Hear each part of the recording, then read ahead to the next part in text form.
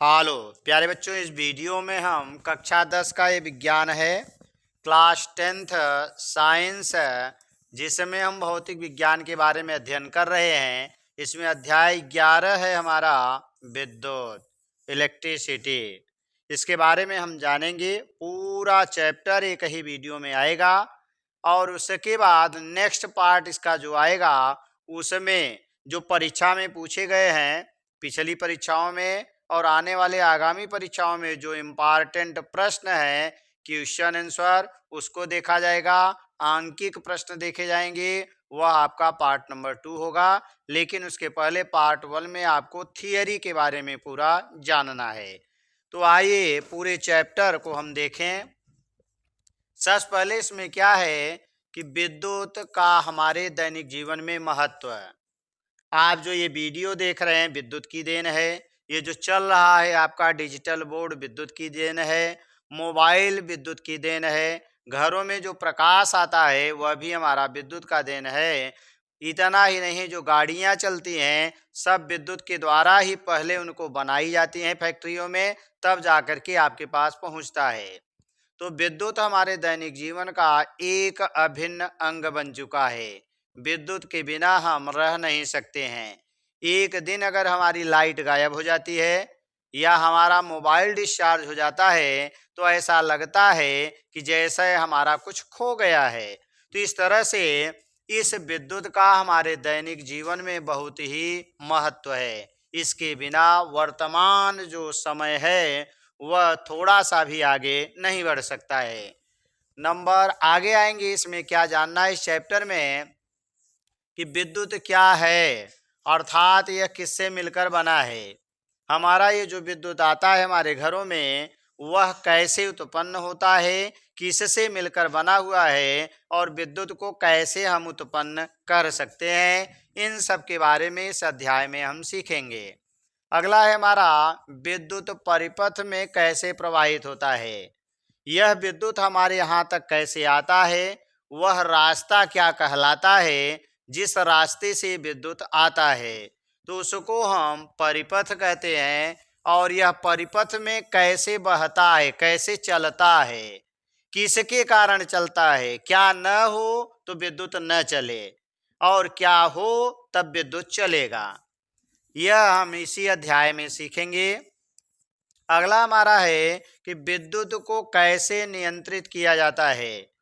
जैसे आप अपने स्कूल में अध्यापकों द्वारा, प्रिंसिपल के द्वारा या किसी और के द्वारा नियंत्रित किए जाते हैं, आप अपने घर में माता पिता के द्वारा नियंत्रित किए जाते हैं, समाज के द्वारा नियंत्रित किए जाते हैं, उसी तरह से हमें जानना होगा कि इस विद्युत को कौन नियंत्रित करता है। अगला हमारा विद्युत धारा और परिपथ क्या होता है, इन सब के बारे में इन प्रश्नों का उत्तर इसी अध्याय में हम जानेंगे। तो आइए सबसे पहले हम जानते हैं कि जल धारा, यानी जो जल होता है वह जब काफ़ी मात्रा में हो जाता है और बहने लगता है तो उसी को हम जल धारा कहते हैं। जैसे अगर हम फिगर की बात करें, यहाँ हम देखेंगे जल हमारा ऊपर से नीचे गिर रहा है। तो अगर यह जल गिरा क्यों, तो अगर मान लीजिए एक बर्तन में आपने किसी ड्रम में पानी ले लिया, दूसरा एक और आपने ले लिया और दोनों को एक पाइप के माध्यम से आपने जोड़ दिया। अब इसमें अगर हम पानी भर देंगे और दोनों में पानी समान ऊंचाई पर रहेगा तो क्या पानी हमारा एक बर्तन में से दूसरे में जाएगा? तो नहीं जाएगा। अगर इसी को हम क्या करें, यहाँ से पाइप ला करके और दूसरा एक बर्तन यहाँ रख दें, तब हम देखेंगे यहाँ से पानी गिरने लगेगा। तो पानी जब बहता है तो ऊंचाई में अंतर होना चाहिए। अगर हमारी ऊंचाई में यानी जो जल आ रहा है वह ऊपर हो और जहाँ गिरेगा वह नीचे हो, जो दोनों के ऊपरी सतह में अगर अंतर होगा तभी हमारा जल एक स्थान से दूसरे स्थान पर बहता है।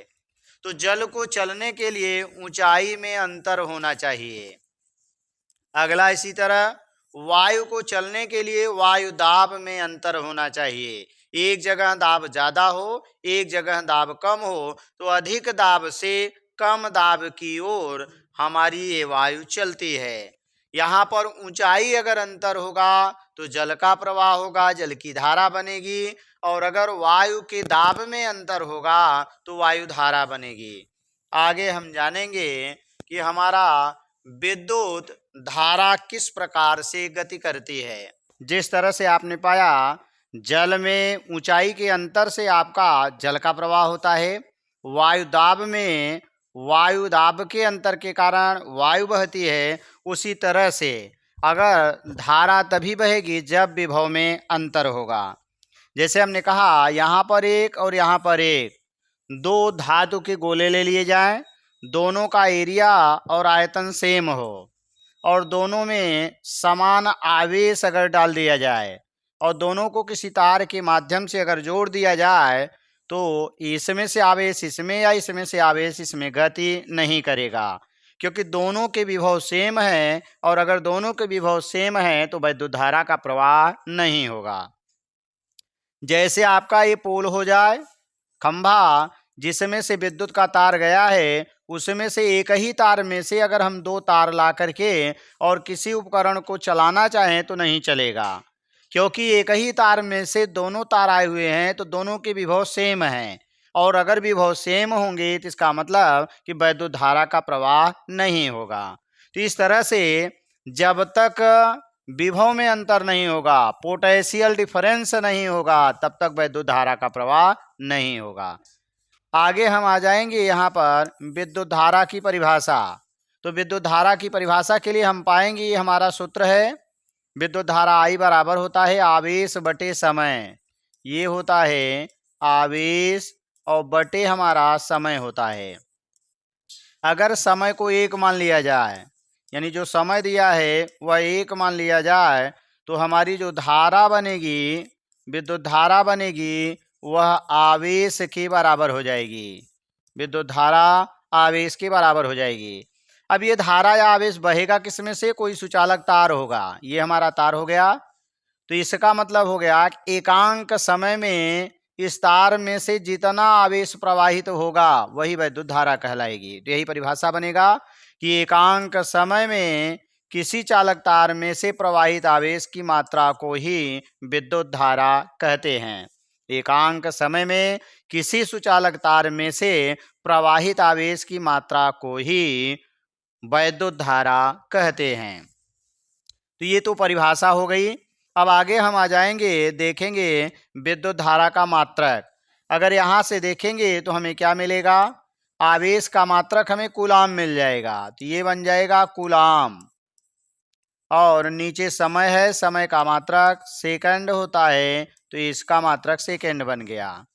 और यहाँ पर तो हमें क्या मिला? यहाँ पर कि कूलाम प्रति सेकेंड, यही हमारा विद्युत धारा का मात्रक होगा। तो इसका मात्रक बन जाएगा कूलाम प्रति सेकेंड, या इसी को एम्पियर कहते हैं, तो ये हमारा कहलाएगा एम्पियर। तो विद्युत धारा का मात्रक कूलाम प्रति सेकेंड अथवा एम्पियर होता है। अगला जाएंगे विद्युत धारा की दिशा।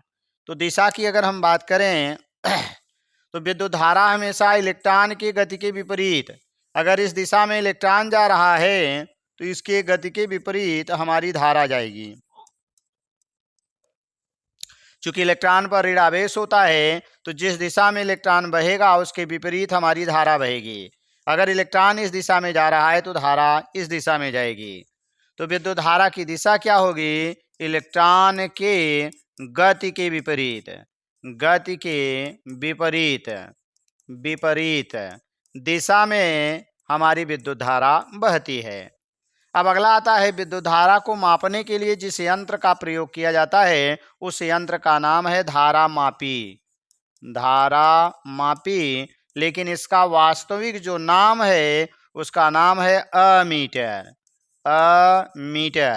तो जानते रहिएगा कि विद्युत धारा को मापने के लिए जिस उपकरण का प्रयोग किया जाता है उसे कहते हैं अमीटर। इस तरह से आपका ये रहता है, इसमें ए लिखा रहेगा। आप स्टेलाइजर में देखेंगे जिसमें दो लगे होते हैं, एक तो V लिखा रहता है वोल्टमीटर और दूसरा A लिखा होता है अमीटर। ये धारा को बताएगा, ये धारा बताता है और ये विभवांतर बताता है, विभवांतर यानी दोनों तारों के बीच में विभव में जो अंतर होगा ये बताएगा, और उस तार में से कितनी धारा आगे जा रही है, खर्च हो रही है, वह आपका ये बताएगा। यानी हमने क्या किया, अगर बात करें यहाँ पर दो तार किसी खंभे से खींच लें, हमारा मान लीजिए पोल हो जाए, और इस पोल से हमने दो तार गया था, एक एक तार हमने खींच लिया और ले आकर के आगे आएंगे तो अमीटर जो लगेगा वो सीरीज में लगता है, यहाँ लगा देंगे। आगे हम क्या करेंगे, बल्ब, पंखा या जो चीज़ें आप चलाएंगे तो जैसे जैसे लोड बढ़ाएंगे इसमें जो सुई का मान होगा अमीटर वाले में ऊपर जाएगा, बढ़ता जाएगा। अमीटर हमारा जो यहाँ पर ऊपर फिगर दिया गया है, तो जैसे जैसे आगे हम उपकरण का मान बढ़ाते जाएंगे, चीज़ों को ज़्यादा चलाते जाएंगे, वैसे वैसे इसमें सुई आपकी ऊपर उठती जाएगी, क्योंकि आगे हम धारा ज़्यादा खर्च कर रहे हैं, इसका मान बढ़ेगा। लेकिन जो वोल्टमीटर होता है, एक तार इसमें से जाता है आपका, तो अगर हम बात करें यहाँ पर तो एक तार आपको यहाँ से मिल जाएगा और एक तार यहाँ से जाएगा और दोनों के बीच में भी लगेगा। तो हमारा जो वोल्टमीटर होता है, विभवमापी होता है, वह समांतर क्रम में जोड़ा जाता है, और जो धारा मापी होता है वह श्रेणी क्रम में जोड़ा जाता है।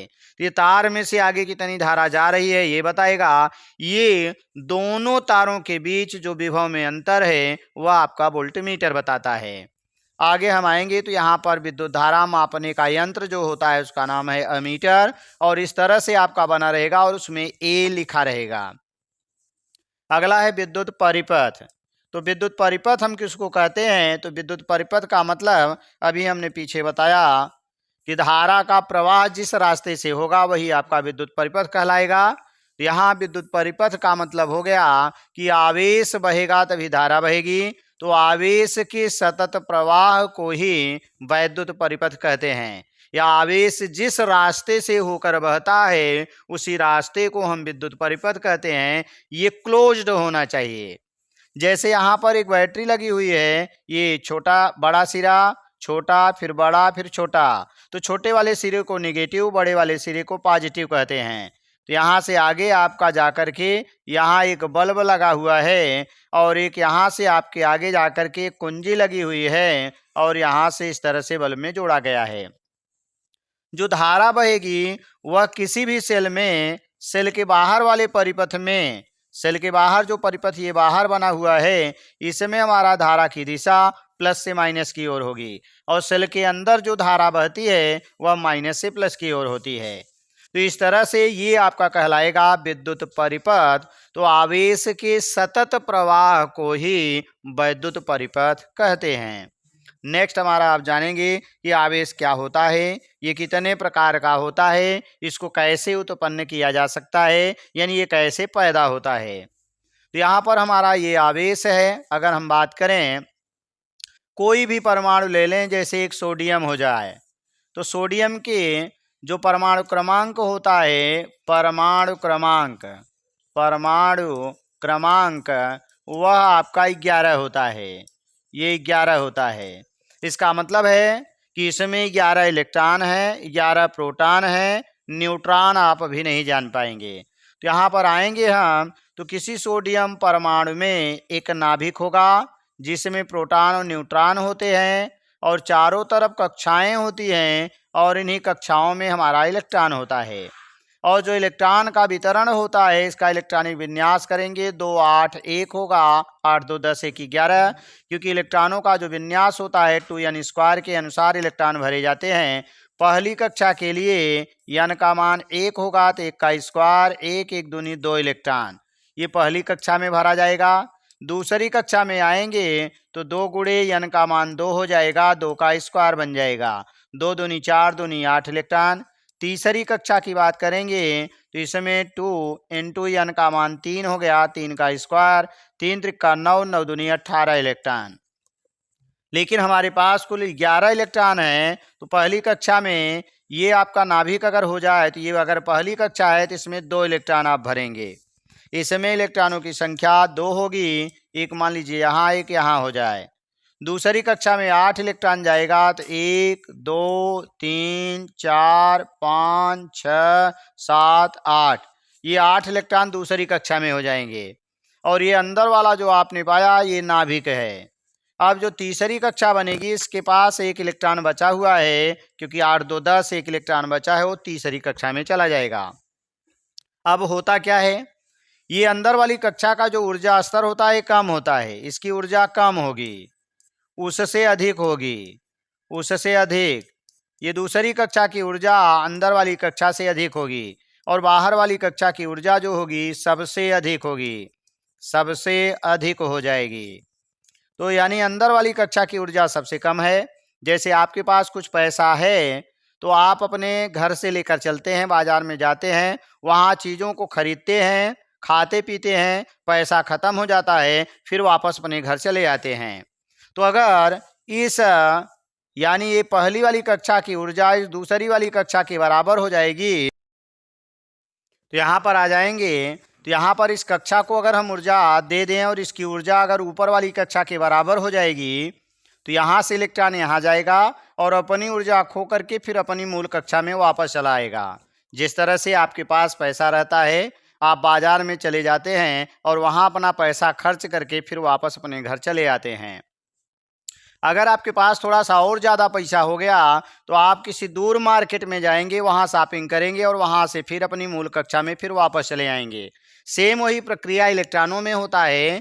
तो जिसकी ऊर्जा जिस कक्षा के बराबर होती है, अगर किसी भी विधि से इस अंदर वाली कक्षा को हम ऊर्जा दे दें इलेक्ट्रॉन को, तो यह अगर ऊर्जा बाहर वाली कक्षा के बराबर हो जाएगा तो बाहर वाली कक्षा में चला जाएगा और वहीं पर अपनी ऊर्जा को समाप्त करेगा, फिर अपनी कक्षा में वापस चला आएगा। और यदि उसकी ऊर्जा बहुत ज़्यादा हो जाए, बहुत ज़्यादा पैसा हो जाए, कभी कभी आदमी चला जाता है दूसरी जगह और वहीं रहने लगता है, तो इसका मतलब यह आयनन की अवस्था कहलाती है। अब इसको खींच के लाने वाला जो था यही प्रोटॉन था, क्योंकि यहाँ पर प्लस आवेश है, इलेक्ट्रॉन के पास ऋण आवेश है। तो घर वाले का आकर्षण बल होता है, आप बाजार में जाते हैं फिर वापस चले आते हैं, लेकिन जब बहुत दूर चले जाते हैं तो वहीं आप रहने लगते हैं, तो घर वाले का आकर्षण बल आपके ऊपर लगभग समाप्त हो जाता है। तो यही परमाणुओं में होती है, इसको हम आयनन अवस्था कहते हैं। सेम यही प्रक्रिया है कि अगर कोई पदार्थ है, अब इसको हम दो तरह से, या तो डायरेक्ट ऊर्जा दें या तो हम ऊर्जा को यानी घर्षण के द्वारा भी उत्पन्न कर सकते हैं। जैसे आप अपने हाथ को रगड़ते हैं तो उसमें कार्य करते हैं, कार्य करने के कारण आपका हाथ गर्म हो जाता है, अर्थात उसमें ऊर्जा उत्पन्न हो जाती है। ठीक वही प्रक्रिया है कि अगर हमारा पदार्थ है, इसको किसी दूसरे पदार्थ के ऊपर रगड़ा जाएगा तो आप कार्य करेंगे, कार्य करेंगे तो या तो इस पदार्थ में से इलेक्ट्रॉन निकल के इसमें जाएगा या तो इसमें से निकलकर इसमें आएगा। अगर इस पदार्थ में से इलेक्ट्रॉन निकलकर उसमें चला गया तो जिसमें से निकलेगा वो धन आवेशित हो जाएगा और जिसमें इलेक्ट्रॉन जाएगा वह ऋण आवेशित हो जाएगा। इसीलिए आप किसी पेन को जब रगड़ते हैं और रगड़कर हल्की वस्तुओं के पास लेके जाते हैं तो वह हल्की वस्तुओं को अपनी ओर खींचता है। तो यानी इस रगड़ने की प्रक्रिया को आवेशन कहते हैं। और इसमें जो इलेक्ट्रॉन एक स्थान से दूसरे स्थान पर गया तो जिसमें से इलेक्ट्रॉन निकलेगा वो धन आवेशित और जिसमें इलेक्ट्रॉन आकर के प्रवेश करेगा वह ऋण आवेशित हो जाता है। तो इसी प्रक्रिया को हम आवेशन कहते हैं। तो इस तरह से आवेश हमारा दो प्रकार का होगा। जो हमारा ये आवेश होता है, यह आवेश हमारा दो प्रकार का होता है। एक को हम कहते हैं धन आवेश, धन आवेश, और दूसरे को हम कहते हैं ऋण आवेश, ऋण आवेश। तो धन आवेश तब उत्पन्न हुआ होगा जब इसमें का इलेक्ट्रॉन निकल के इसमें गया होगा। इसका मतलब है धन आवेश तब आएगा जब इलेक्ट्रॉन की कमी होगी, इलेक्ट्रॉन की कमी के कारण धन आवेश उत्पन्न होगा। इसमें इलेक्ट्रॉन आया तो पहले से ज़्यादा इलेक्ट्रॉन हो गया, इसका मतलब है इलेक्ट्रॉन की अधिकता के कारण, अधिकता के कारण हमारा ऋण आवेश उत्पन्न होता है। और जो समान आवेश होते हैं एक दूसरे को प्रतिकर्षित करते हैं, विपरीत आवेश एक दूसरे को आकर्षित करते हैं। आइए हम कुछ अन्य चीज़ों को जानें कि आवेश कैसे उत्पन्न किया जा सकता है। तो हमने बताया आप घर्षण करके, रगड़ करके आवेश को उत्पन्न कर सकते हैं। जब कांच की छड़ होती है और रेशम के ऊपर रगड़ा जाता है तो कांच में धन आवेश और रेशम में ऋण आवेश उत्पन्न हो जाता है। इसी तरह से जब आपनूस की छड़ को बिल्ली की खाल यानी बिल्ली के खाल के ऊपर रगड़ा जाता है तो आपनूस की छड़ में ऋण आवेश और बिल्ली की खाल में धन आवेश उत्पन्न हो जाता है। कभी कभी आप नायलॉन या टेरिकॉट का कपड़ा पहने हो और दौड़ करके घूम करके टहल करके आते हैं तो हमारा जो कपड़ा होता है हमारे बालों के ऊपर रगड़ खाता है, जिसके कारण या तो बाल का इलेक्ट्रॉन कपड़े में या तो कपड़े का इलेक्ट्रॉन बाल में चला जाता है। उसमें एक धन आवेशित और एक ऋण आवेशित हो जाता है। तो जब एक धन है एक ऋण है तो दोनों एक दूसरे को आकर्षित करेंगे, वहां पर एक बल कार्य करने लगता है और जब हम उसको कपड़े को निकालते हैं तो देखते हैं हमारा जो रोंवा होता है, बाल जो होता है वह खड़ा हो जाता है। और अगर कभी कभी अंधेरा कमरा हो, वहां पर आप नायलॉन के कपड़े को निकालते हैं तो वहां पर आपको चिंगारी भी मिलेगी और चरचराहट की आवाज भी आती है। जैसे कोई पत्थर है उसको आप तोड़ते हैं तो उसमें से आवाज निकलेगी और इसके साथ साथ उसमें चिंगारी निकलती है। उसी तरह से कपड़ा बाल दोनों के बीच एक आकर्षण बल कार्य कर रहा था। जब उसको आपने हटाया तो उससे ज्यादा बल लगाएंगे तभी तो हटेगा जितने बल से वो एक दूसरे को खींच रहे थे।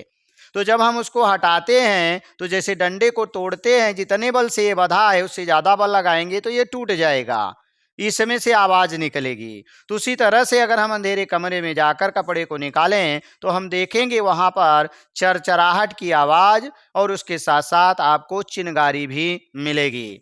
तो इस तरह से हमें मिला कि आवेश को हम घर्षण के द्वारा उत्पन्न कर सकते हैं, रगड़ कर उत्पन्न कर सकते हैं, और जो हम आवेश को उत्पन्न करने के लिए इसको रगड़ते हैं उसी को हम आवेशन की प्रक्रिया कहते हैं।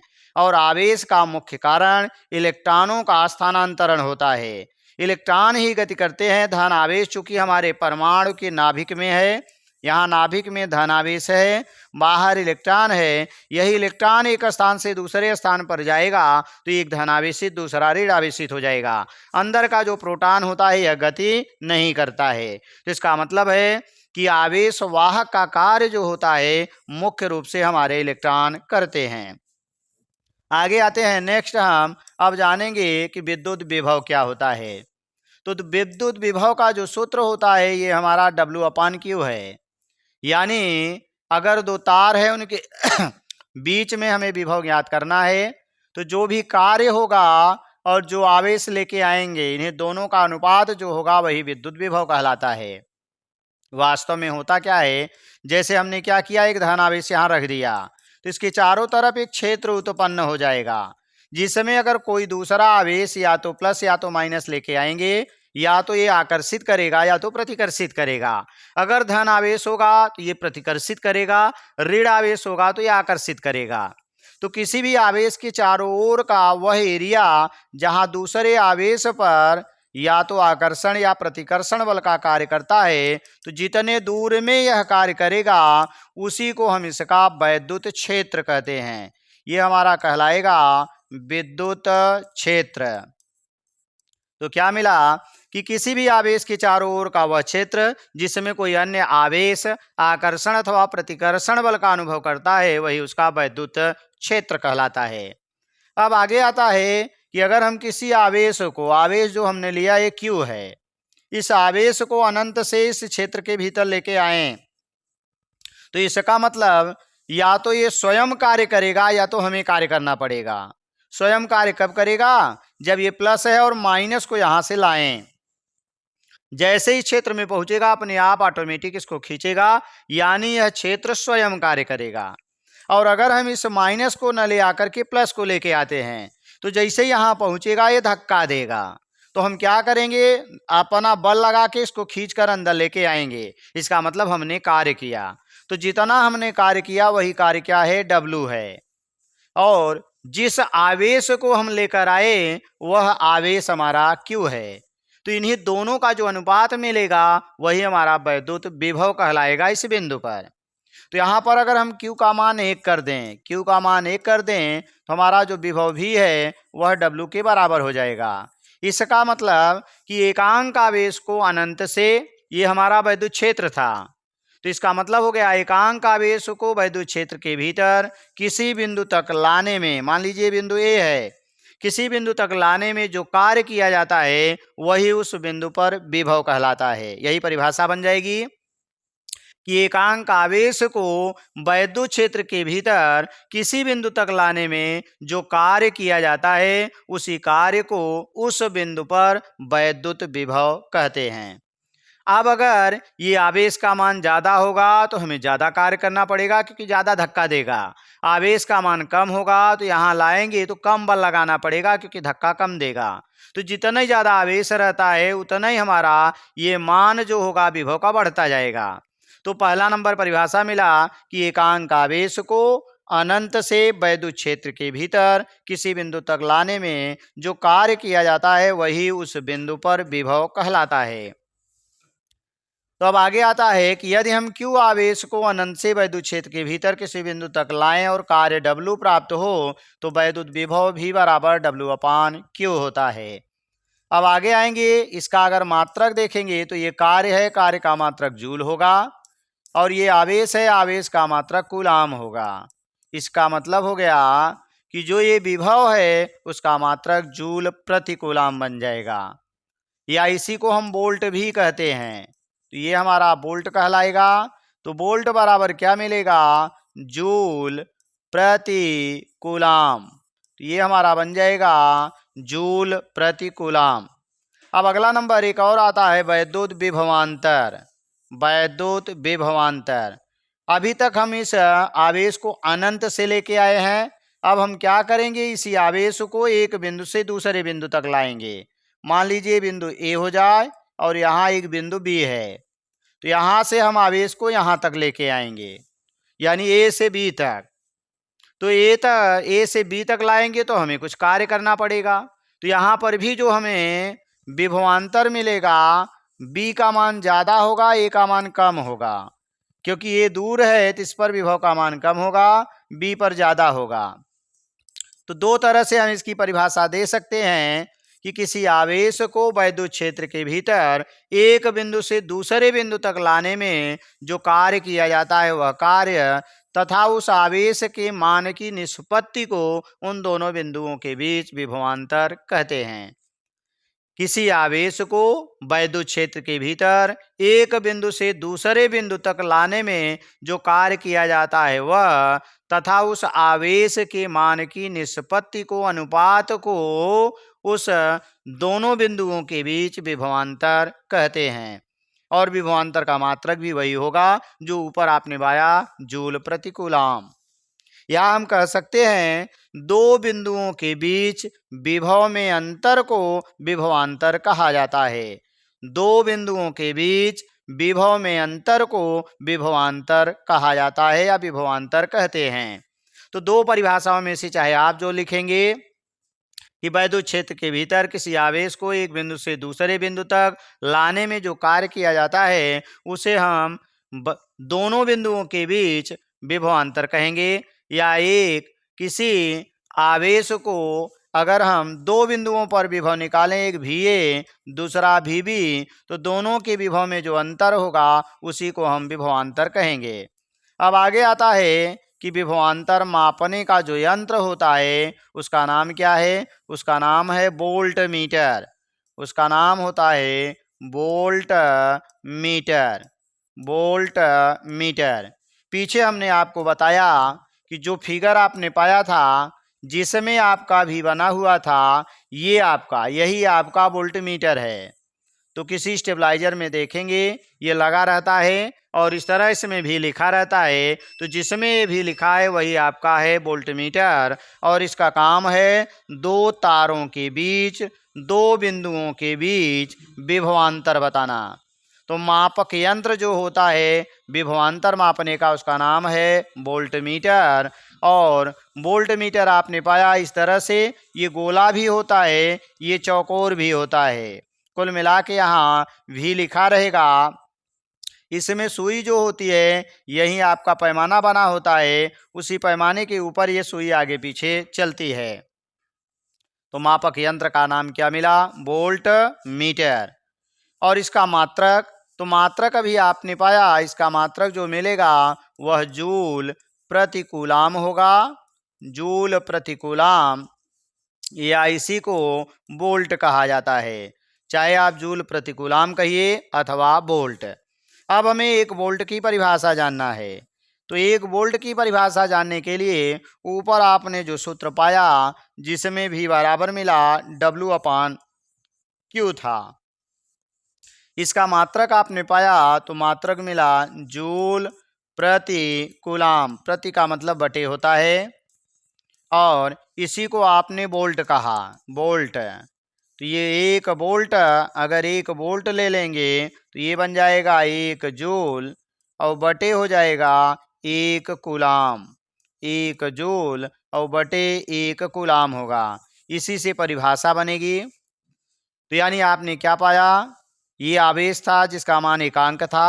तो एकांक आवेश को अनंत से वैद्युत क्षेत्र के भीतर लाने में यदि 1 जूल कार्य प्राप्त हो तो उस बिंदु पर विभव का मान 1 वोल्ट होगा।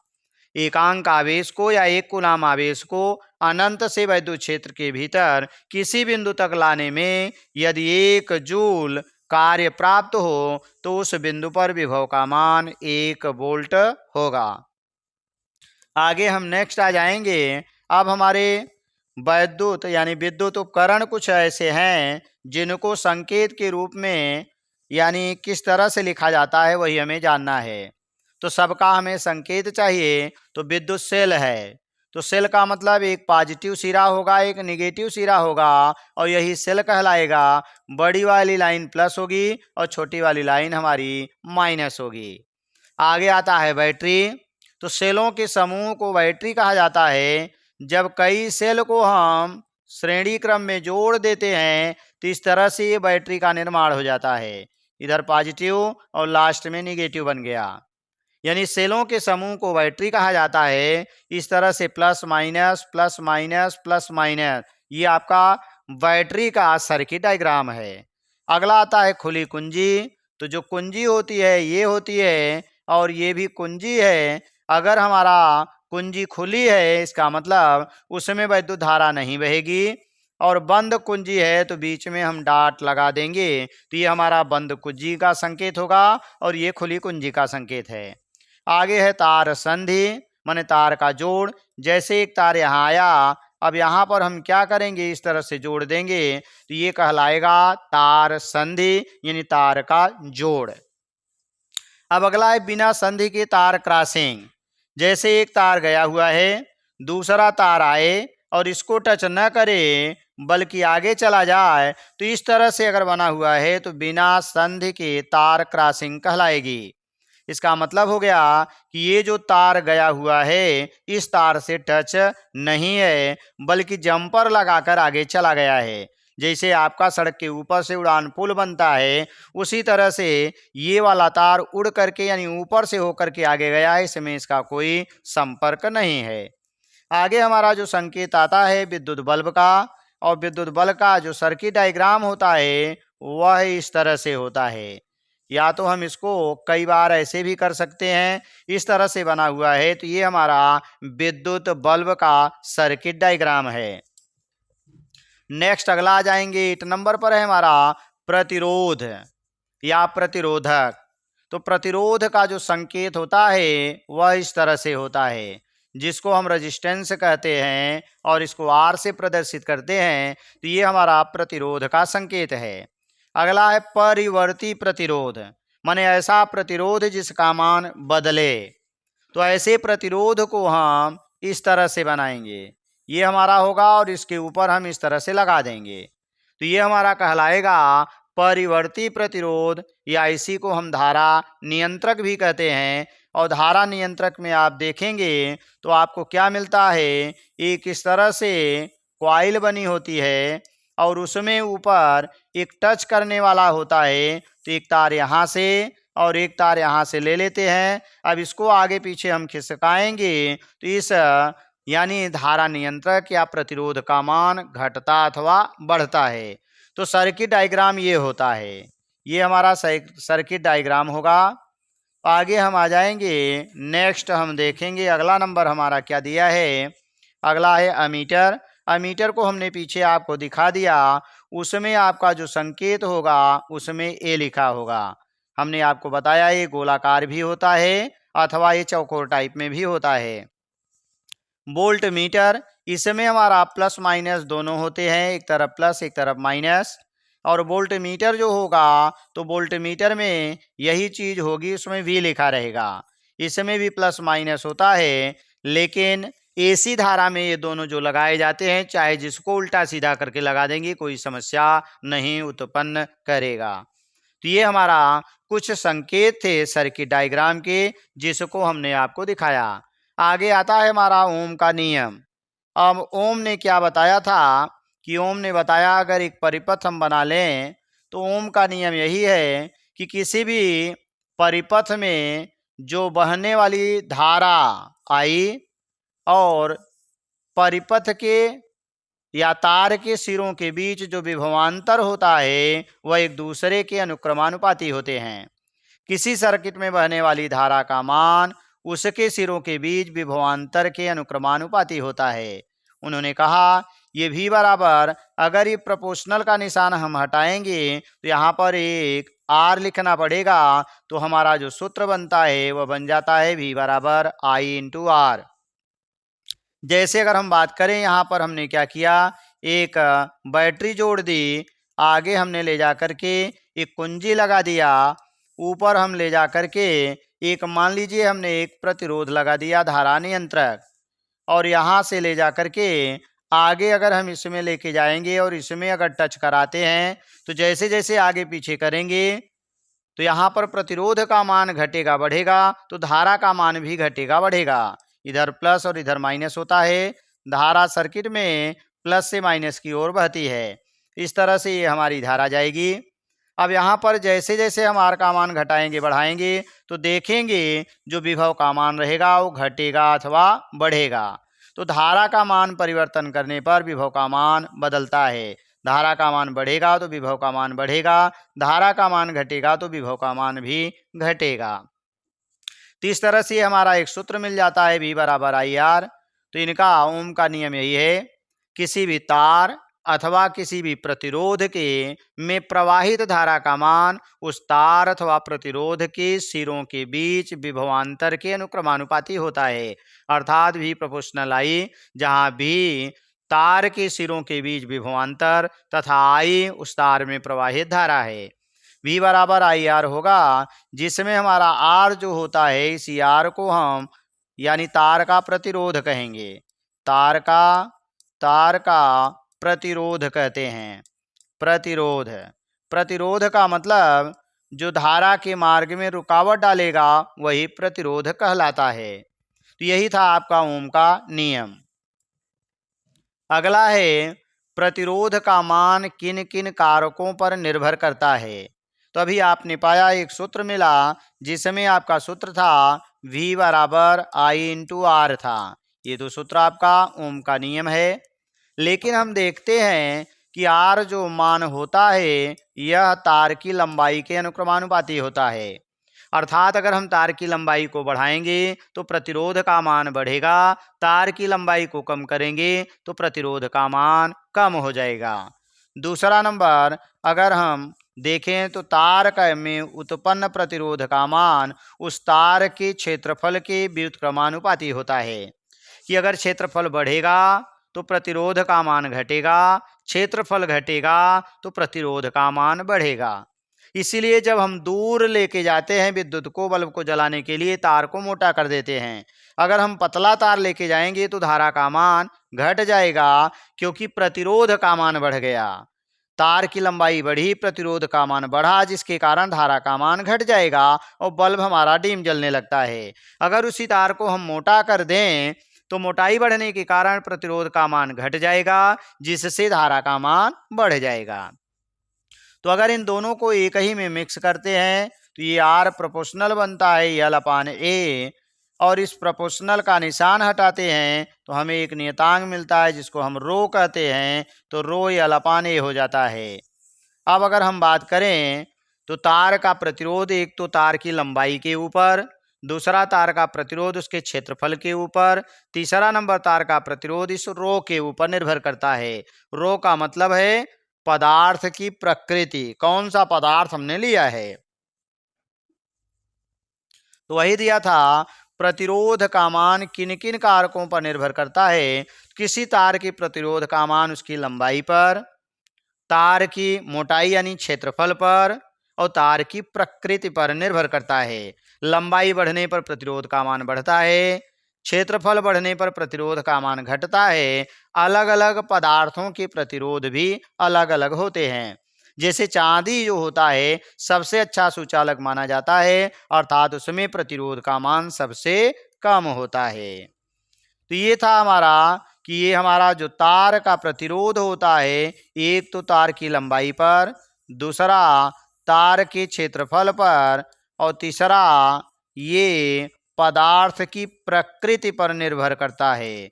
पदार्थ की प्रकृति, प्रकृति का मतलब कौन सा पदार्थ हमने लिया है। नेक्स्ट आ जाएंगे अगला हमारा प्रतिरोधों का श्रेणी क्रम संयोजन। अब हम प्रतिरोधों के श्रेणी क्रम संयोजन में तुल्य प्रतिरोध क्या मिलता है उसे सिद्ध करेंगे। तो अगर हम बात करें तो यहाँ पर हमने क्या किया, एक हमने बैटरी ले ली, ये हमारा पॉजिटिव सिरा, निगेटिव पॉजिटिव निगेटिव।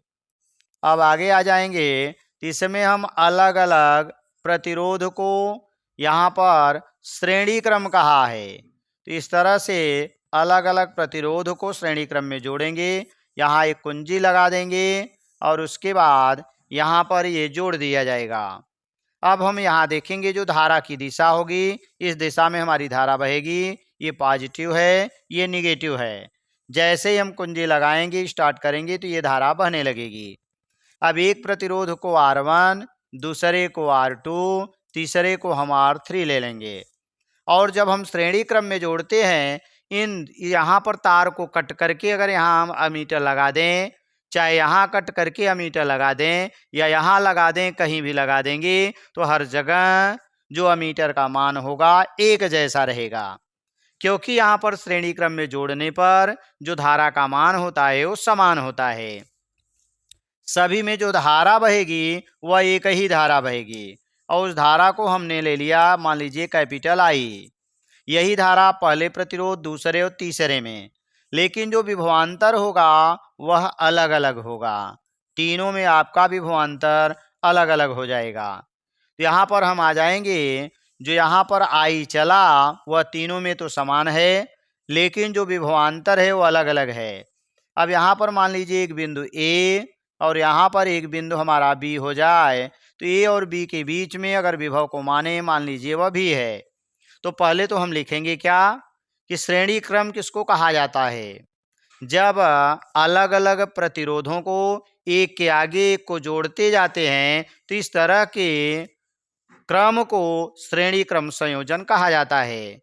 और पहले प्रतिरोध का दूसरा सिरा दूसरे प्रतिरोध के पहले, दूसरे का दूसरा तीसरे के पहले और तीसरे का, इस तरह से आगे हम जोड़ेंगे तो ये हमारा श्रेणी क्रम संयोजन कहलाएगा। आगे लिखेंगे कि श्रेणी क्रम संयोजन में विभवांतर अलग अलग तथा धारा समान होती है। तो यहाँ पर यही लेंगे कि माना 3 प्रतिरोध R1, R2, R3 श्रेणी क्रम में जोड़े गए हैं, श्रेणी क्रम में जुड़े हैं या जोड़े गए हैं, जिसमें धारा आई समान होगी,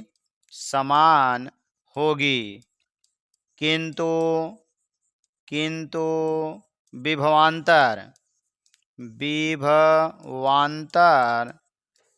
V1, V2, V3 अलग अलग होगा। यानी सभी में धारा तो समान है लेकिन विभवांतर अलग अलग है। अब अगर हम बात करें तो हमने यहाँ कहा कि यहाँ से यहाँ के बीच में जो विभव है उसको हमने भी मान लिया, तो विभव भी का मान तीनों के योग के बराबर होगा। यहाँ आ जाएंगे, v बराबर मिलेगा v1 प्लस v2 और प्लस v3। इसको हम समीकरण नंबर 1 बना लेते हैं। आगे आ जाएंगे तो यहाँ पर हमें मिलेगा क्या, क्योंकि v बराबर आई आर होता है तो पहला बनेगा v1 बराबर आई r1, क्योंकि सब में धारा समान है। v2 बराबर होगा आई r2, v3 बराबर होगा आई r3। अब हम आगे आ जाएंगे, इसी मान को समीकरण 1 में रखेंगे, इसके आगे लिखेंगे, यानी समीकरण 1 में v1 v2 v3 के मान रखने पर तो हमें मिलेगा क्या, v बराबर पहला आएगा तो आई r1 आई r2 फिर आई r3, क्योंकि हमें v1 का मान आई r1 प्लस v2 का मान आई r2 प्लस v3 का मान आई r3 मिला। अब हम मानेंगे कि यदि इन तीनों प्रतिरोधों के स्थान पर एक ऐसा प्रतिरोध लिया जाए जिसमें प्रवाहित धारा I, प्रतिरोध R तथा विभवांतर भी हो, यही लिखेंगे। यदि इन तीनों प्रतिरोधों के स्थान पर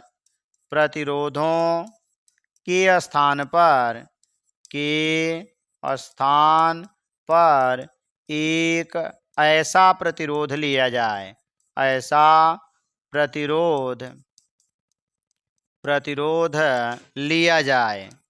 लिया जाए जिसमें प्रवाहित धारा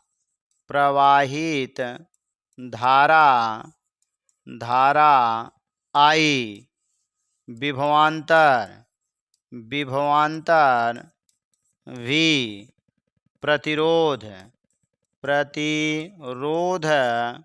R हो तो हमें क्या मिलेगा, V बराबर मिल जाएगा I इंटू R। तो इसको हम बना लेंगे समीकरण 2 और इसको बना लेंगे हम 3। तो अगर हम समीकरण 2 व 3 की बात करें, दोनों में लेफ्ट में भी है तो राइट वाला भी आपस में बराबर होगा। तो इसके आगे आ जाएंगे समीकरण 2 व 3 से, तो समीकरण 2 व 3 से तो हमें मिलेगा क्या कि आई आर बराबर आई r1 प्लस आई r2 और प्लस आई r3, क्योंकि हमने v के स्थान पर क्या रख दिया, आई आर रख दिया, तो आई आर बराबर आई r1 प्लस आई r2 प्लस आई r3 बन गया। अब पूरे में से आई कॉमन ले लेंगे तो ब्रैकेट में बनेगा r1 प्लस r2 और प्लस r3, और इधर भी हमारा आई आर था तो दोनों तरफ आई आई कैंसिल हो जाएगा, तो हमें r बराबर क्या मिला, r1 plus r2 plus r3। अर्थात अगर हम श्रेणी क्रम में जोड़ते हैं तो तुल्य प्रतिरोध अलग अलग प्रतिरोधों के योग के बराबर होता है। तो ये हमें लिखना है कि श्रेणी क्रम में जुड़े हुए सभी प्रतिरोधों का तुल्य प्रतिरोध उनके अलग अलग प्रतिरोधों के योग के बराबर होता है। तो ये रहा हमारा श्रेणी क्रम संयोजन। नेक्स्ट इसी तरह से हम आते हैं, अगला है प्रतिरोधों का समांतर क्रम संयोजन। तो समांतर क्रम संयोजन में क्या होगा, इसमें भी बैटरी होगी या तो हम सेल लगाएंगे। अब यहाँ पर एक प्रतिरोध, फिर दूसरा प्रतिरोध, फिर तीसरा प्रतिरोध, और ले जाकर आगे कुंजी के माध्यम से इसको जोड़ देंगे। एक प्रतिरोध R1 बना, दूसरा R2 मिला, तीसरा R3 मिला। अब यहाँ से जो धारा आएगी वह धारा आई यहाँ आने के बाद तीन अलग अलग धाराओं में बढ़ जाएगी। मानेंगे पहले में I1, दूसरे में I2 और तीसरे में I3, और आगे जा कर के ये फिर से तीनों मिलकर के धारा I बन जाएगी। चलिए इसको हम कैपिटल ले लेते हैं, ये भी हमारा सब कैपिटल ले लिया जाता है। I1 I2 I3, ये I वाली धारा 3 टुकड़े में बटी, फिर जाकर के आगे I ही बन गई। अब देखेंगे तो दोनों बिंदुओं के बीच जो विभवांतर होगा वह समान होगा। इन दोनों बिंदुओं में जो विभवांतर रहेगा V, वह एक समान होगा। तो इसमें भी यही होगा। माना 3 प्रतिरोध R1 R2 R3 समांतर क्रम में जोड़े गए हैं, जिनमें सिरों के बीच विभवांतर भी समान होगा, किंतु उनमें प्रवाहित धारा I1 I2 I3 अलग अलग होगी। तो इसमें हम आ जाएंगे तो हमें क्या मिलेगा, हम देखेंगे कुल धारा I बराबर I1 plus I2 plus I3। तो यहाँ पर हमें मिल जाएगा कुल प्रवाहित धारा I1 प्लस I2 और प्लस I3 हो जाएगी। अब आगे आ जाएंगे तो हम ले लेंगे इसमें V बराबर IR से, V बराबर IR होता है, तो अगर हम I बराबर निकालेंगे तो V बाई R बनेगा। यहाँ पर हमने कहा कि सब में विभव V समान है किंतु धारा अलग अलग है, तो अगर हम I1 का मान निकालेंगे तो विभव V अपान R1 बन जाएगा। I2 का मान निकालेंगे तो विभव V समान है R2 बन जाएगा। I3 का मान निकालेंगे तो V बाई R3 बन जाएगा। अब इन सभी मानों को इस समीकरण 1 में रख देंगे तो हमारा बन जाएगा कि I1 I2 I3 के मान समीकरण 1 में रखने पर, तो I1 I2 I3 के मान समीकरण 1 में रखने पर तो हमें मिलेगा क्या, I बराबर I1 का मान यहाँ से मिला V बाई R1, तो ये बना V by R1 plus V by R2 plus V by R3 बना।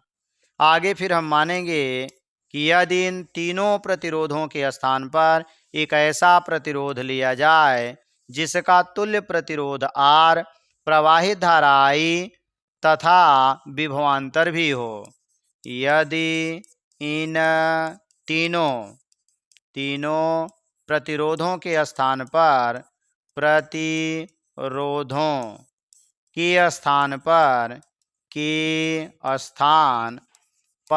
एक ऐसा प्रतिरोध लिया जाए,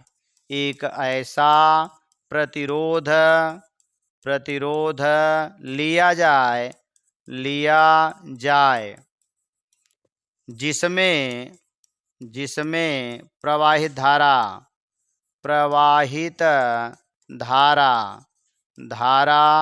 I, विभवांतर V तथा प्रतिरोध R हो तो हमें फिर से मिलेगा वही I बराबर होगा V बाई R। तो इसको हम बना लेंगे समीकरण 2 और इसको हम बना लेंगे 3। तो हमारा समीकरण व 2 और 3 से, समीकरण 2 व 3 से हम देखेंगे दोनों का I बराबर है तो राइट वाला भी बराबर होगा। इसलिए हमें मिलेगा क्या कि V बाई R बराबर होगा V by R1 plus V by R2 plus V by R3। पूरे में से V कॉमन ले लेंगे तो 1 by R1 plus 1 by R2 और प्लस 1 बाई R3 बन जाएगा। तो V से भी कैंसिल होगा तो 1 बाई R बराबर 1 by R1 plus 1 by R2 और प्लस 1 बाई R3 बन जाएगा। इस तरह से समांतर क्रम में जुड़े हुए प्रतिरोधों का तुल्य प्रतिरोध का व्युत्क्रम, ये तुल्य प्रतिरोध है, तो समांतर क्रम में जुड़े हुए प्रतिरोधों के तुल्य प्रतिरोध का व्युत्क्रम उनके अलग अलग प्रतिरोधों के व्युत्क्रमों के योग के बराबर होता है। पहले हम व्युत्क्रम करेंगे फिर जोड़ेंगे। तो इस तरह से समांतर क्रम में जुड़े हुए प्रतिरोधों के तुल्य प्रतिरोध का व्युत्क्रम उनके अलग अलग प्रतिरोधों के व्युत्क्रम के योग के बराबर होता है।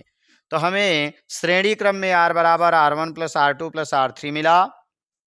समांतर क्रम में 1/R बराबर 1/R1 plus 1/R2 plus 1/R3 मिल गया।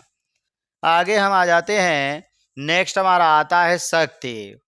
तो यानी हमारा विद्युत जो शक्ति होती है, जिसको पावर कहा जाता है, W/T होता है। जिस तरह से कार्य करने की शक्ति होती है, उसी तरह से विद्युत की भी शक्ति होती है।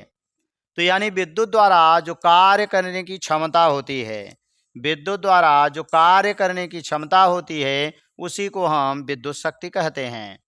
यानी हमारा P बराबर W/T होता है।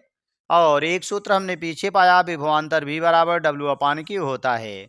तो पहले तो शक्ति की परिभाषा मिलेगी कि विद्युत द्वारा कार्य करने की क्षमता को ही विद्युत शक्ति कहते हैं। और शक्ति P बराबर W/T होगा। तो यहाँ पर हम अगर बात करें तो शक्ति का मात्रक, तो मात्रक हम क्या पाएंगे, कार्य है तो कार्य का मात्रक जूल होगा, और बटे समय है तो समय का मात्रक सेकेंड होगा। यानी ये बन जाता है शक्ति का मात्रक जूल प्रति सेकेंड। अब यहाँ पर हम आएंगे, कुछ और मान को निकालेंगे। तो हमारे पास है P बराबर W/T, दूसरा हमने पाया V बराबर W/Q बन गया। तो अगर हम W का मान निकालेंगे तो ये गुणा करेंगे तो V/Q निकाल लेंगे तो ये W के बराबर होगा। इस मान को अगर हम इस समीकरण 1 में रख दें तो हमें मिलेगा P बराबर W के स्थान पर हम लिखेंगे VQ, और अपान T पहले से बैठा हुआ है। तो ये हमारा सूत्र बन जाएगा। और Q/T को ही I कहा जाता है, इसलिए P बराबर बन जाएगा V/I। तो हमें एक सूत्र मिल गया कि V/I भी मिला। तो शक्ति P बराबर आपने पाया W/T मिला, और यही बराबर आपने पाया VQ/T मिला, VQ/T मिल गया, और यही बराबर आपने पाया V/I मिला। तो शक्ति P बराबर हमें मिलता है VI। तो इसका जो मात्रक एक और होता है, वह मात्रक होता है वाट। तो शक्ति का मात्रक वाट होता है अथवा जूल प्रति सेकेंड होता है। तो आप कह सकते हो कि 1 वाट किसे कहेंगे। तो हमें एक मिलता है कि 1 वाट बराबर यहाँ पर मिला 1 जूल और बटे 1 सेकेंड मिला, 1 जूल बटे 1 सेकेंड मिला। यानी अगर कोई विद्युत शक्ति प्रति सेकेंड 1 जूल कार्य करती है तो शक्ति का मान 1 वाट होगा। अर्थात यदि कोई शक्ति प्रति सेकेंड 1 जूल कार्य करती है तो शक्ति का मान जो होगा 1 वाट होगा। अब आगे आएंगे, हमारे कुछ और मात्रक हैं जिनको हम देखेंगे, लेकिन उसके पहले हम आते हैं विद्युत धारा का तापीय प्रभाव देखते हैं। यानी जब किसी तार में विद्युत धारा प्रवाहित की जाती है तो हमारा जो तार होता है वह गर्म हो जाता है, जिसे हम विद्युत धारा का तापीय प्रभाव कहते हैं। उसी सिद्धांत पर कुछ उपकरण बनाए जाते हैं। जैसे हमारा जो इस्त्री है, प्रेस है, वह हमारा विद्युत धारा के तापीय प्रभाव पर आधारित उपकरण है। दूसरा ही हमारा हीटर है, जिसमें हम विद्युत ऊर्जा देते हैं और इसमें से उष्मा यानी ताप निकलता है। इसमें विद्युत ऊर्जा देते हैं तो हमारा इस्त्री प्रेस का निचला सिरा गर्म होता है और उसी से हम अपने कपड़े को प्रेस करते हैं। तो ये दोनों उपकरण आपके विद्युत धारा के तापीय प्रभाव पर आधारित उपकरण हैं। तो विद्युत धारा का तापीय प्रभाव ये हो गया। अब T समय में जो उत्पन्न ऊष्मा होती है वह ऊष्मा H बराबर आपका ये होता है। पीछे आपने पाया एक P बराबर V/I मिला, और यहाँ पर एक आपने पाया H बराबर मिला VI/T मिला। यानी T समय में ये हमारा इसके स्थान पर VI के स्थान पर हम P भी लिख सकते हैं। ये बन जाएगा P/T। तो ये हमारी जो उत्पन्न ऊष्मा है, T समय में उत्पन्न ऊष्मा का मान इसी के बराबर होता है। यहाँ आएंगे कुछ और मान इस P के स्थान पर अथवा H के स्थान पर कुछ और सूत्रों को हम देखेंगे। तो हम आते हैं यहाँ से। तो H बराबर हमें एक मिला है VI/T। तो चूंकि v बराबर आई आर होता है तो इसके स्थान पर हम लिख सकते हैं आई इंटू आर, वी के स्थान पर, और एक आई और पहले से है इंटू टी हो गया। तो आई आई मिलकर के क्या बना, आई स्क्वायर आर टी बन गया। अगला आ जाएंगे आई बराबर, ये मान हमने कहाँ से रखा, वी बराबर आई आर से मिला। अगर हम आई का मान निकालते हैं तो वी बाई आर बन जाएगा, तो हम इसको वी बाई आर भी लिख सकते हैं। अब इसी में अगर हम रखेंगे तो हमें एच बराबर एक और सूत्र मिलेगा, इस v को रखेंगे और i के स्थान पर वी बाई आर लिख देंगे, तो वी बाई आर मिला इंटू टी मिला, तो ये हमारा मान बन गया V square T upon R हो गया। तो ये h बराबर ये भी सूत्र मिला, और h बराबर यहाँ हमने एक सूत्र और पाया, ये था। तो कुल h में कितने सूत्र मिले, अब हम देखेंगे एक जगह इसको। तो हमें क्या मिला, h बराबर पहला मिला वी आई टी, दूसरा मिला आई स्क्वायर, यहाँ पर हमने पाया आई स्क्वायर आर टी मिला, तीसरा एक और मिला V square T upon R मिल गया। तो ये हमारा था किसका सूत्र, यानी टी समय में जो किसी तार में से, जो किसी उपकरण में से ऊष्मा निकलती है उसके मान का ये सूत्र रहा। इसी तरह से अगर हम P की बात करें तो P बराबर वी आई आपने पाया, V बराबर आई आर रखेंगे तो आई आर इंटू आई मिल के आई स्क्वायर आर बन जाएगा। अगला आ जाएंगे तो P बराबर हमारा वी आई था, तो अब हम I के स्थान पर वी बाई आर लिखेंगे, तो V into V by R होगा, तो ये बन जाएगा वी स्क्वायर अपान आर बन जाएगा। तो P बराबर हमें क्या क्या सूत्र मिला, एक वी आई मिला, दूसरा हमें आई स्क्वायर आर मिल गया, तीसरा हमें वी स्क्वायर अपान आर मिल गया। तो इस तरह से तीन सूत्र हमें P के रूप में और तीन सूत्र हमें H के रूप में प्राप्त हो जाते हैं। आगे हम देखते हैं नेक्स्ट, अगला हमारा क्या दिया है कि वाट घंटा क्या होता है, कि एक वाट घंटा में कितने जूल होते हैं अथवा एक किलोवाट घंटा में कितने जूल होते हैं।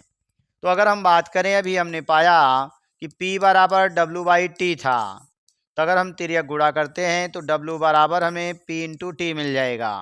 W का मतलब यही है जूल, जूल हो गया, और P का मतलब वाट बना, ये वाट बना, और T का मतलब सेकेंड बना, ये हमारा सेकेंड हो गया। तो अगर हम बात करेंगे यहाँ जूल में हमें बदलना है तो हमें वाट चाहिए और सेकेंड चाहिए। अब यहाँ पर आ जाएंगे तो वाट तो हमारे पास है, लेकिन ये घंटा है, इस घंटे को जब हम सेकेंड में बदलेंगे तभी हमें जूल मिलेगा। तो एक घंटे में कितने सेकेंड होते हैं वही हमें लिखना है। तो यहाँ पर हम लिख देंगे वाट गुणे, घंटा का मतलब 60 का गुणा मिनट, फिर 60 का गुणा कर देंगे तो ये सेकेंड बन जाएगा। तो ये बन गया 36 हो गया, 2 जीरो मिल गया, और ये बन गया वाट इंटू सेकेंड। तो वाट इंटू सेकेंड को हमने क्या कहा, जूल कहा, 3600 जूल बन गया, ये हमारा 3600 जूल मिला। ये किसके बराबर है, ये हमारा है वाट इंटू घंटा के बराबर।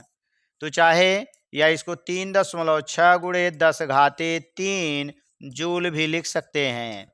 तो ये हमारा बन गया वाट इंटू घंटा, यानी 1 वाट घंटा बराबर 3.6 गुणे 10 घाते 3 जूल मिला।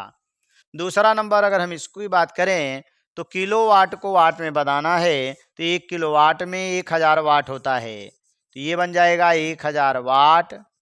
फिर आगे आ जाएंगे तो घंटा में फिर वही प्रक्रिया, 60 गुणे 60 हो गया, और ये बन गया हमारा सेकंड, तो ये हमारा बना सेकंड, ये हमारा था वाट, वाट, क्योंकि 1 किलो वाट बराबर 1000 वाट होगा। वाट और सेकेंड एक तरफ कर लेंगे तो वाट सेकेंड को ही हम जूल लिखेंगे, तो 1000 ये बना, और 3600 गुणे 1000, अब ये बन गया हमारा वाट इंटू सेकेंड, और हमने कहा वाट सेकेंड मिला करके हमारा बनेगा जूल। तो यहाँ पर बन जाएगा 3 घात यहाँ 1 2 3 यहाँ मिला के 3.6 गुणे 10 घाते 3 3 6 घात बन जाएगी, और वाट घंटा को हमने कहा जूल। तो हमारा एक सूत्र और मिल गया। वह सूत्र क्या था कि 1 किलोवाट घंटा बराबर किलोवाट घंटा, और ये बराबर हो गया 3.6 गुणे 10⁻6 जूल। तो इस तरह से आपका ये रहा हमारा किलोवाट घंटा और वाट घंटा, और इसी पर आपका वीडियो समाप्त किया जाता है। ये पूरा चैप्टर था। नेक्स्ट पार्ट में हम देखेंगे इस पूरे चैप्टर से संबंधित जो भी आंकिक प्रश्न होंगे, जो परीक्षाओं के लिए इम्पॉर्टेंट होंगे, वह हम लेके आएंगे इसके नेक्स्ट पार्ट में। तो थैंक्स फॉर वाचिंग। इस तरह के वीडियो को देखने के लिए चैनल को सब्सक्राइब करें, वीडियो को लाइक करें। मैथ और साइंस का आंसर आपके इसी चैनल पर डाला गया है, जिसकी अलग अलग प्लेलिस्ट बनी हुई है। वहां से जा करके आप प्लेलिस्ट में अपना आंसर पेपर देख सकते हैं और परीक्षा में अच्छे नंबर प्राप्त कर सकते हैं। Thanks for watching.